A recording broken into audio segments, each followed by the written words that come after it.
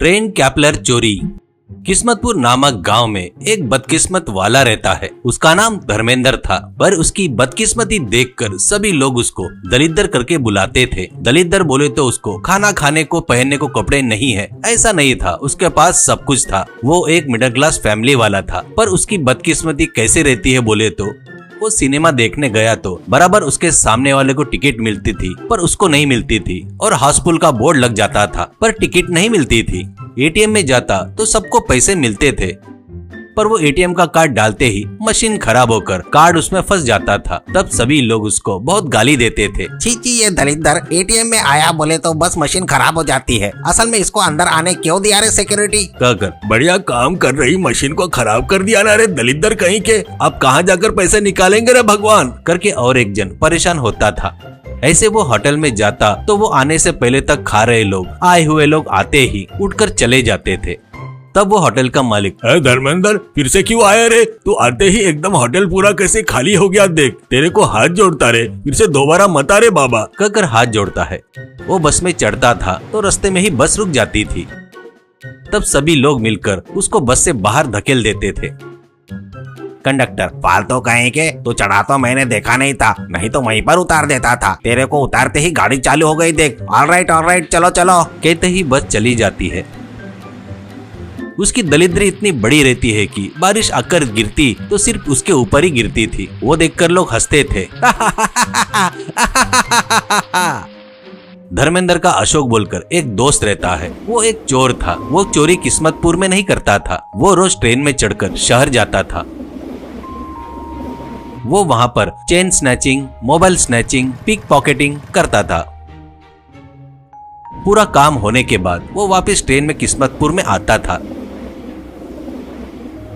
एक दिन वो ट्रेन से जा रहा था तो ट्रेन के इलेक्ट्रीशियन और ट्रेन मैकेनिक बात कर रहे थे। उनकी बातें अशोक सुन रहा था। मैकेनिक, क्या रे आज कपलिंग सुधारे जैसा ही लग रहा है, इतना कि कब तक चलेगा ऐसा कहता है। इलेक्ट्रीशियन, अरे आज कपलिंग सुधारा, कल कपलिंग खराब होकर बोगी में करंट गया करके कंप्लेंट आई। छोटा सा कॉपर वायर मिला नहीं, अपने गोडाउन में पूरा ढूंढा तो भी नहीं मिला। बाहर से खरीद कर लाता बोले तो बहुत महंगा था, इसलिए हेड ब्रांच के गोडाउन से मंगवाते तक देर हो गई, ऐसा कहता है। मैकेनिक, क्या रे कॉपर वायर की कीमत इतनी रहती क्या भैया, ऐसा कहता है। इलेक्ट्रीशियन, अरे बाप रे बहुत ही महंगा रहता, बाहर का अच्छे क्वालिटी का कॉपर वायर तो बहुत ही महंगा रहता है, ऐसे कहता है। उनकी बातें सुनकर अशोक को लालच आता है। उसको कॉपर वायर उड़ाने की इच्छा होती है।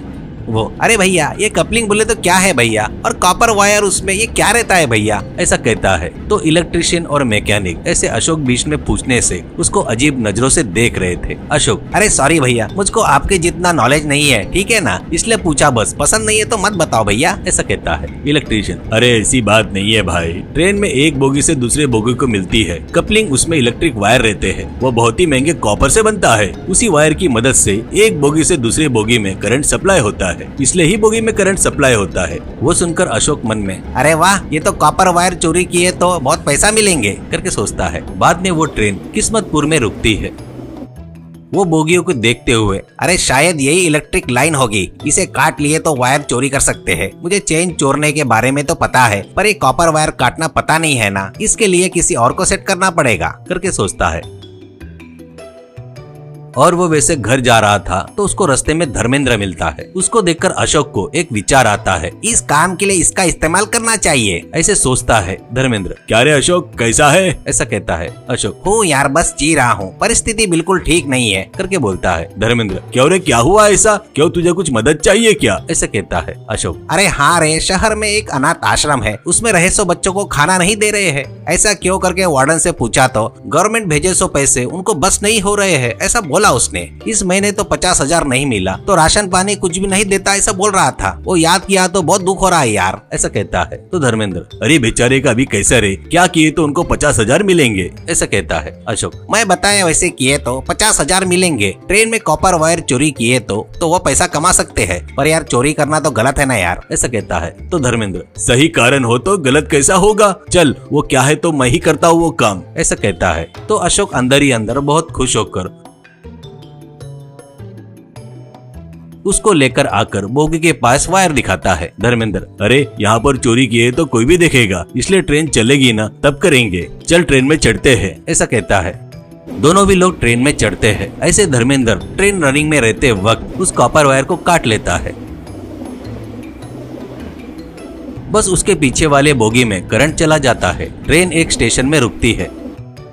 धर्मेंद्र उतर के भागने से पहले ही पुलिस वाले आकर उसको पकड़ लेते हैं। इतने में पीछे के बोगी से मिनिस्टर उतरते हैं। उसके साथ उसके सिक्योरिटी वाले एक जन को पकड़कर नीचे उतरते हैं। ऐसा मिनिस्टर जी, इस लड़के के वायर काटने की वजह से आपके बोगी का करंट गया, इसलिए वो हत्यारा अंधेरे में आपको कुछ नहीं कर पाया। तुम्हारे सिक्योरिटी वाले ने हमें अभी इन्फॉर्मेशन दी है तो यहाँ पर आए। यहाँ पर देखे तो ये लड़का दिखा। ऐसा कहता है मिनिस्टर। बहुत बहुत धन्यवाद बेटा, मेरी जान बचाया। तू बाद में आकर मिल, तुझे अच्छी गवर्नमेंट नौकरी दिलवाऊंगा।